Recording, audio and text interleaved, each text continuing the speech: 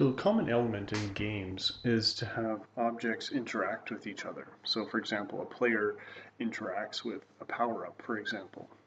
And so a very basic example of this is the player touching something. So here's an example of two objects coming in contact with each other. So all the program is doing is it's saying that there's no collision, or when they touch that there is a collision. So when the two squares are overlapping, collision. Now you can see there's no collision.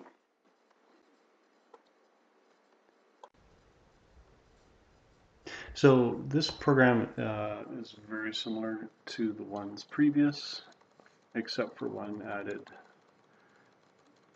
paragraph of code right here. And so what we're doing is we've got two squares, two rectangles. I called one of them square and I called one of them obstacle. They have a size and a position described by these four numbers.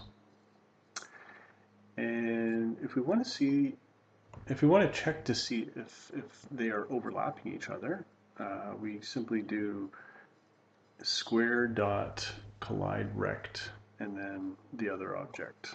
Okay, so you could have put obstacle here and square here, it's the same thing. So if this is true, then we have a collision.